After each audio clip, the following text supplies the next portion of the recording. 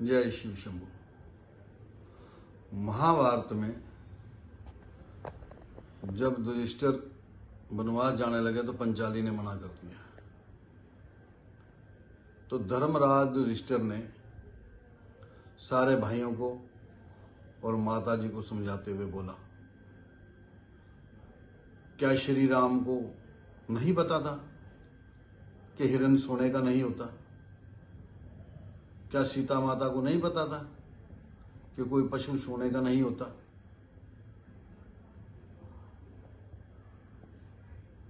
वो सब जानते थे। ये विधि का वरदान है और जो होना होता है वो होकर ही रहता है। ना भीम की गदा रोक सकती है, ना अर्जुन के बाण। जाली चलो। तो कहने का मतलब ये है भाई कि अपने काम में कर्मठ रहो, अच्छे तरीके से चलो, अपने काम से प्रेम करो। सज्जनों मित्रों, ये साढ़े मित्र मुकेश शर्मा जी आज हमारे साथ है और मितेश शर्मा जी भी हमारे साथ हैं और रंजीत पांडे जी फौजी साहब भी हमारे साथ हैं। आज विषय बात हो रही है महाभारत के विषय में बात हो रही है। तो हमारे पंडित जी बताएंगे कि जो भी अपने विचार रखेंगे बताओ। तो दानवों का और देवताओं का युद्ध हुआ। उसमें सब राजाओं को बुलाया गया देवताओं की तरफ से युद्ध करने के लिए। तो उसमें राजा मुक्चंद भी गए युद्ध करने के लिए। तब जब युद्ध चला कई साल, द्वापर जी की बताया, तो जब युद्ध चला कई साल, तो उसके बाद जब देवता जीत गए और दानव हार गए, तो राजा मुक्चंद ने, देवताओं ने बड़ा सराहना करा उनका कि भाई बहुत मदद करी हमारी तुमने और हमारे साथ रहे, और आप बताओ क्या चाहिए आपको। तो उन्होंने कहा कि भाई मुझे कुछ नहीं चाहिए, मैं बहुत थक गया हूं और मुझे सोना है, मुझे कोई ऐसी जगह बताओ कि जहां मैं आराम से सो सकूं। तो देवताओं ने उन्हें वरदान दिया कि तुम धौलपुर के पास वो गुफा एक, उस गुफा में जाके सो, और कोई तुम्हें जगाएगा, अगर तुम्हें कोई सोते हुए जगाएगा, डिस्टर्ब करेगा या, तो वो जैसे ही तुम्हारी दृष्टि उस पर पड़ेगी, जैसे ही तुम्हारी दृष्टि उसके ऊपर पड़ेगी, वो भस्म हो जाएगा। वो आगे गुफा में सो गए। जब कंस को कृष्ण भगवान ने मार दिया मथुरा में, तब जरासंध ने 16 बार आक्रमण करा। कृष्ण, कंस का सुसर था जरासंध। तो जब जरासंध को मारा, उसको कंस को मारा कृष्ण भगवान ने, तो जरासंध ने 16 बार आक्रमण करा।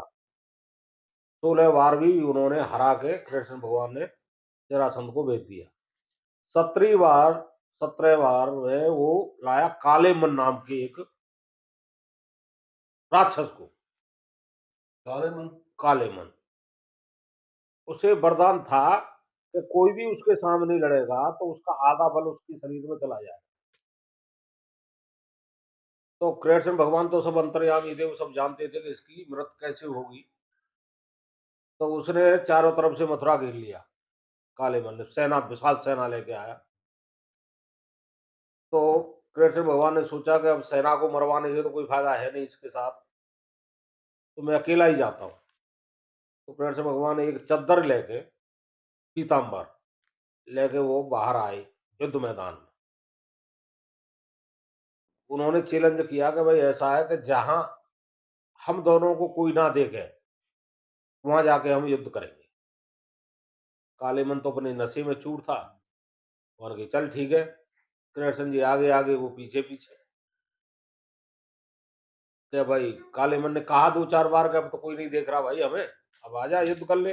कि नहीं थोड़ा सा और आगे आओ, थोड़ा सा और आगे आओ। तो वो वहीं गुफा के पास पहुंच गया जहाँ राजा मुखचंद सो रहा था, धौलपुर में। कृष्ण जी उसे लेके वहां पहुंच गए। जब उसने कहा कि भाई अब तो रुक जा, अब तो कोई देख नहीं रहा, आजा युद्ध कर। कि युद्ध कर, युद्ध नहीं भाई, अब तो भागना है। तो कृष्ण जी भागने लग गए। वो नशे के अपना जवानी के चूर में वो उनके पीछे पीछे भागने लगा। कृष्ण जी उसी गुफा में घुस गए। जब कृष्ण जी घुसे तो वो भी गुफा में घुसता गया पीछे पीछे।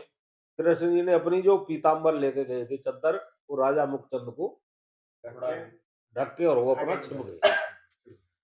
जब उसने देखा काले मन ने कि भाई ये तो सो गया आगे, कृष्ण तो उसने बजाने लगा लात। अब वो काफी दिन से सो रहे थे तो जगे। जगने के बाद उन्होंने जैसे ही दृष्टि उसमें पड़ी, काले मन वही भस्म हो गया।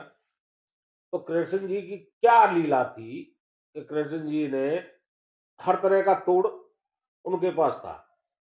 अगर कालेमन किसी हथियार से नहीं मरने वाला था, किसी भी कोई इंसान उसे मार नहीं सकता था, उसे वरदान ऐसा मिला हुआ था। अब वही एक तरीका बचा था कालेमन को मारने का। तो कृष्ण जी वहां लेके उसे धौलपुर पहुंच गए। कालेमन मर गया। कृष्ण जी फिर 18 बार जरासंध ने फिर आक्रमण करा। तो कृष्ण जी पहले से ही द्वारका बसा ली थी उन्होंने, मथुरा छोड़ दिया था। 18वीं बार जब आए जरासंध वहां पे, तो कृष्ण जी ने पहले ही द्वारका बनवा दी समुद्र के बीचों बीच में ही। और वहां से सब मथुरा वासियों को लेके, यादव अपने जो भी उनका जो भी था वो लेके वहां द्वारका में शिफ्ट हो गए। पहले ही भेज दिए। जब जरासंध ने आक्रमण मथुरा में करा तो दोनों युद्ध करने गए, बलराम और कृष्ण जी। युद्ध करते करते ही वो पहाड़ी में छुप गए आगे। अब जरासंध ने उस पहाड़ी में आग लगवा दी, चारों तरफ से घेर के पहाड़ी में आग लगवा दी। अब पहाड़ी से जाते हुए तो देखे, पर निकलते हुए कोई नहीं देख पाया। तो जरासंध ने समझा कि इसमें हमने आग लगा दी, ये तो खत्म हो गए, मर गए, अब चलो। वो चला गया वहां अपने देश को। उन्होंने वहां द्वारका बसा ली। जब द्वारका बस गई, पूरा सब कुछ हो गया, तब राजाओं को निमंत्रण दिया कि भाई हम जिंदे हैं और हमारी नई राजधानी हमने यहाँ बसा ली। वाके बिहारी लाल की जय और राधिका रानी की जय। जंकारा वीर बजरंगी, हर हर महादेव। बम बम भोले, बम बम भोले, बम बम भोले। जय श्री राम। जब कर्ण भीष्म पितामह से मिलने गया, अच्छा, तो भीष्म पितामह से कर्ण ने कहा कि पितामह मैं आया हूँ आपसे मिलने, तो आपको बड़ा आश्चर्य हो रहा होगा कि मैं आपसे मिलने आया हूँ। तो भीष्म पितामह ने कहा कि बेटा मुझे ऐसा कोई आश्चर्य नहीं हो रहा है, क्योंकि मैंने अपनी जिंदगी में जो जो कारण देख लिए, जो जो दृश्य देख लिए हैं, कि वो मुझे आश्चर्य होने नहीं देते। मैंने कभी सोचा नहीं था कि मेरी ही कुल वधू का वस्त्र हरण मेरी ही सभा में होगा। तो तेरे यहाँ आने से मुझे कोई आश्चर्य नहीं है। तो भीष्म पितामह से उसने पूछा कि मैं किसकी तरफ युद्ध करूं? तो उन्होंने कहा कि तू सत्य के साथ कर। कि सत्य तो पांडवों के साथ है। क्या तो पांडवों के साथ, तो आप क्यों नहीं पांडवों के साथ जा रहे? कि मैं राष्ट्र से बंधा हुआ हूं। तो कर्ण ने कहा कि मैं मित्रता से बंधा हुआ हूं। तो आप जैसे राष्ट्र को नहीं छोड़ सकते, तो मैं दुर्योधन को नहीं छोड़ सकता। हाँ, मेरी मित्रता है इसके साथ। मेरी इसके साथ मित्रता है। मैं दुर्योधन को नहीं छोड़ सकता, जैसे तुम हस्तिनापुर को और राष्ट्र को नहीं छोड़ सकते, इसीलिए इसी तरह मैं भी दुर्योधन को नहीं छोड़ सकता। तो चला गया, उसने युद्ध करा। लेकिन भीष्म पितामह ने कह दिया कि जब तक मैं सेना अध्यक्ष रहूंगा, जब तक तू मेरे ध्वज के नीचे युद्ध नहीं करेगा। तो उसने पूछा क्यों, कि उसमें 2 कारण है, एक तो तू सूत पुत्र है, सूत पुत्र मेरे ध्वज के नीचे युद्ध नहीं करेगा, और जब तक मैं सेना अध्यक्ष रहूंगा, जब तक मैं तुझे युद्ध की आज्ञा नहीं दे सकता। मैं वीरगति को चला जाऊं, मैं हट जाऊं युद्ध से, फिर तू आके युद्ध कर। तो जब चले गए, वो सैया पे लेट गए, द्रोणाचार्य भी चले गए, उसके बाद वो भी सेनापति बना, फिर वो मारा गया। अच्छा, यहाँ पे एक सवाल आता है कि जो मित्रता देश देश के प्रति हमारा जो कर्तव्य है, उससे मित्रता थोड़ी ज्यादा भारी है नहीं नहीं, वो तो देश के लिए लड़ाई नहीं ना, ना। अगर जैसे कर्ण देश के लिए नहीं लड़ा, वो मित्र के लिए लड़ा, वो मित्र के लिए और लड़ा, हमारा धर्म यही होना चाहिए ना कि कि देश हमें के लिए लड़ा, देश के लिए देश के लिए। वही जो कल बात हुई थी, भीष्म पितामह ने कहा था मेरे लिए कोई पुत्र नहीं, कोई पिता नहीं, कोई परंपरा नहीं, कोई प्रतिज्ञा नहीं, सबसे बड़ा राष्ट्र है मेरा। सबसे बड़ा राष्ट्र है, ये भीष्म पितामह जी ने कहा था कल जो मैंने बात बताई। वही है कि सबसे हर आदमी की जो हमारा जो पहले बड़े बूढ़े थे, अब आजकल लोग छोटी मोटी कसम खा लेते हैं। पहले हमारे यहाँ जिला गुरदासपुर माझे के अंदर जहाँ मैंने 6 साल करी है, सबसे बड़ी कसम होती है धर्म की। अगर किसी बंदे ने कहा ना धर्म की कसम, तो समझ लो वो काम फिर उसके आगे कोई बात होती नहीं थी। आज वो लोग कहते हैं ना इसकी कसम उसकी कसम, अब तो वो धर्म की कसम तो गायब ही होगी। हाँ, लेकिन हमारे इधर धर्म का बहुत बड़ा बोलबाला था। अगर किसी ने कह दिया धर्म की कसम, ईमान की धर्म, फिर ईमान की कसम भी बहुत बड़ी कसम थी पहले। और धर्म की कसम बाद उसके बाद तो मतलब ये समझो ओके है जी, ये ओके। बंदा ओके है। तो धर्म को राष्ट्र को सर्वप्रिय रखा जाता है। यहाँ अगर हम कुछ समय पीछे चल जाएं, हिंदुस्तान के अंदर बड़े बड़े योद्धा वीर महापुरुष पैदा हुए, बड़े बड़े योद्धा पैदा हुए हैं, जिन्होंने अपने बल से अपनी भुजा से 100 सिंगल में 100 बंदों को पिछाड़ दिए। आप ये देखो कि जो वैसे तो फिल्में हैं, लेकिन जो बॉर्डर 1 है जो सन्नी देओल ने रोल किया है, वो भी रियलिटी में है। हाँ, रियलिटी कहानी नहीं है, वो रियलिटी है। आज भी अगर शेखों का रोल किया है जो उसमें बॉर्डर 2 में, वो भी जेन्युइन कहानी है।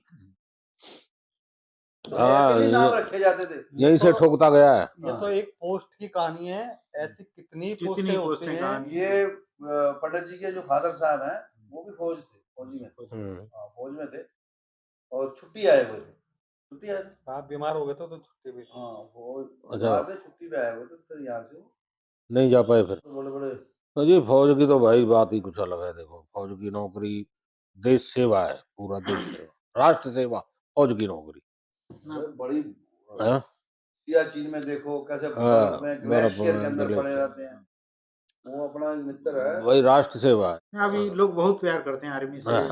हमारे जो फौज से, तीनों फौज से लोग बहुत प्यार करते हैं। हम कहीं भी जाते हैं ना, एक मैं अपनी कहानी बताऊं, मैं उस टाइम पे फौज में नया ही था, ठीक है। तो मैं पहुंचा पूना, पूना में महाराष्ट्र बोलते हैं लोग, वहाँ पे जो सेठ होते हैं ना एकदम हाँ, मोटे ताजे। मोटे मोटे लोग और सफेद कपड़े हाँ। डाले, ठीक है, मतलब तो उस टाइम में गाड़ी घोड़ा का ऐसे बहुत कम था, मतलब जाना आना। तो हमें कहीं निकलना था, एक दिन छुट्टी थी, तो हम सोचे चलो बाहर घूम के आए। तो 2 मोटा सेठ ऐसे मिल गए रोड पे, तो वो गाड़ी में बैठे हुए थे, ऑटो में, जो 3 पहिया वाले ऑटो, तो उस टाइम तो वही चल रहा। तो मैं खड़ा था वहाँ पे, मुझे कहीं जाना था, तो उन्होंने बुलाया, बोला कहाँ जाना है बेटा? तो मैं बोला मैं पूना जाऊँ, मतलब पुणे जाऊँगा ना, आप आ जाओ हम छोड़ देंगे आपको। तो मैं बैठा, तो जैसे उनको पता चला ना कि मैं आर्मी में हूँ, मुझे पूछा एक्चुअली, वो मेरे हाव भाव से, ठीक है, गेटअप पता लग ही जाता है। आप आर्मी में हो क्या? मतलब हाँ। तो वो बंदे एकदम काफी वैसे हो गए एकदम, ठीक है, अरे इतना छोटा बच्चा आर्मी में, 17 साल का था मैं, ठीक है। तो वो तो तुरंत पैसा निकालने लगा जेब से, ठीक है, निकाल के मुझे बोला ये रख लो आप 2000 रुपये। उस टाइम में 2000 रुपये का बहुत मोल था, ठीक है, 2000 मतलब आज के मुझे लग रहा है कम से कम 5-7 हजार रुपये करीब का। बढ़िया भैया, और बढ़िया। आपको कोई 2 लाख के बराबर है बाबू। हाँ 2 लाख, वो जो प्यार था, वो जो सम्मान ये? था ना, वो तो 2 लाख से भी ऊपर था। ठीक है, तो हमें पहली बार देखा कि बाहर लोग इतना इन चीजों को इतना ऊपर रखते हैं फौजियों को। ठीक है, मैं तो बहुत अपने आप को बहुत मतलब वैसे मानने लगा यार, बड़ा भाग्य होता है जिसको कि जैसे चांस मिलता है कि फौज में काम करने